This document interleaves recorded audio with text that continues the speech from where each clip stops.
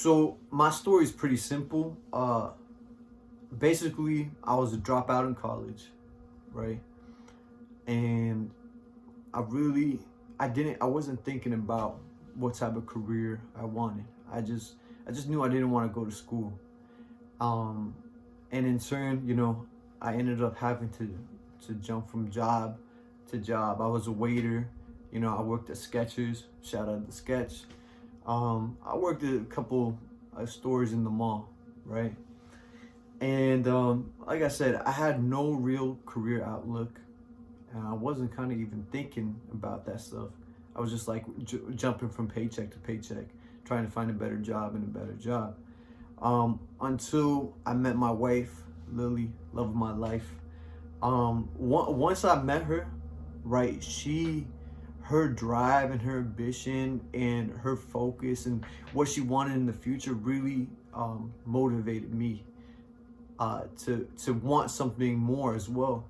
And that's why they say, who you surround yourself with inspires and kind of shapes the person that you become. So always keep the people around you very, whoever you want to be, have those people around you. All right.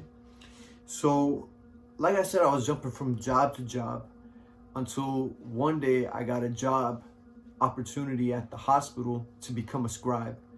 And basically, a scribe is just someone under a nurse that, documents the information the nurse wants them to document. And I promise you, you have to take this test to become a scribe.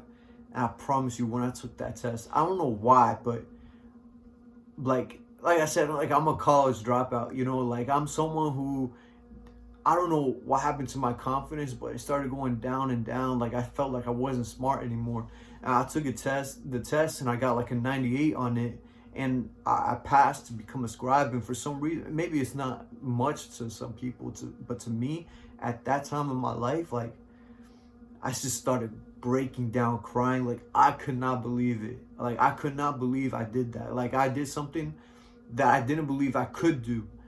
And I was so happy with myself, because you got to learn all these biology terms. You got to know stuff about the different systems in the body. And I just proved to myself that I could do something. And in my head, that barrier in my head, it broke it. So, I don't know, that was a very big point in my life, right? And, I felt hope, and I worked there for about a year, right?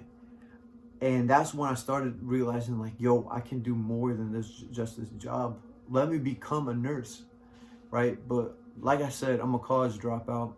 I didn't even have my associate's degree yet at that time. And I still don't, but I'm working towards that. So I was like, bro, it's gonna take too long, because you gotta get your associates, you gotta get your bachelor's, then you gotta go to nursing school. It's gonna take too long. And like I said, I had a wife, and I'm trying to jumpstart my whole career. I wasted so much of my life. Let me get it started. So the quickest route for me at that time was to become an LPN. So that's a licensed practitioner nurse. And it's basically someone right under a nurse, but I would be making more than I did as a scribe, and more than I did at a lot of other jobs. So I was like, bro, let me do this. So what me and my wife ended up doing, we started looking through different schools on the internet, their program requirements, what you need, what type of test you need to take. And we found this school in the area, one of these tech schools. So we went together and we looked at it, and we were like, you know what? I'm gonna go to this spot. I like this spot. Let me study for the T's. That's the test that I gotta take. And let me go ahead and do this. I promise you, it's weird the way the world works. That's why everything happens for a reason, in my opinion. One day, literally one day after this, my wife's friend came by, and she said, "Hey Ramsey, have you ever thought about being an RBT?" I'm like, "Nah, what is that?" She's like, "Oh, you basically help kids with autism. My sister is a BCBA, and she has her own company, and she loves it, and she makes so much money. And I seen the way you are with, you know, kids, how you love to play with them. Like, you're very cool with them, you're very energetic, you know. And I don't know, like something switched in my head where I was like, bruh, screw being an LPN, screw being a nurse. Like, let me be this RBT. Like, I love playing with kids. I love chilling with them. I love helping other people. Like, I felt like that was the perfect position for me.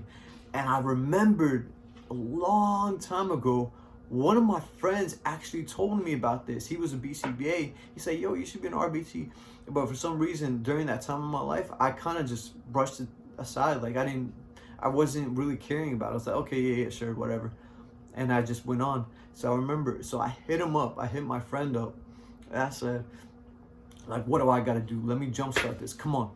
Tell me right now what I got to do.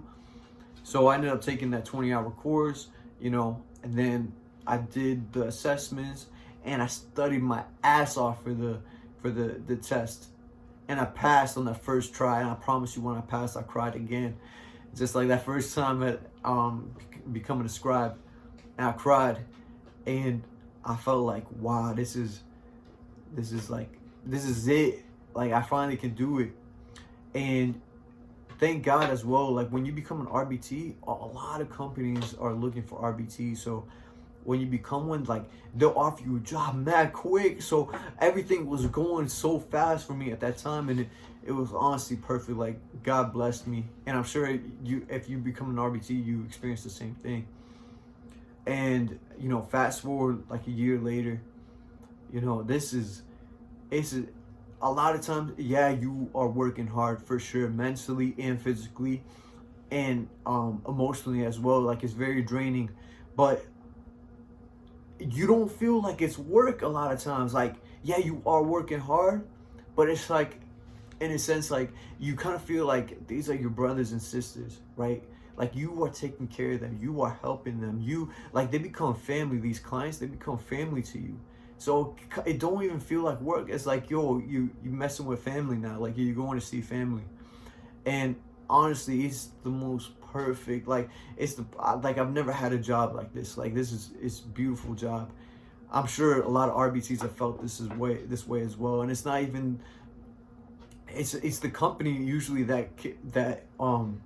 it's the companies that make RBTs go away from the position, in my opinion, more than the clients or the job itself. It's the companies and the way they treat the employees.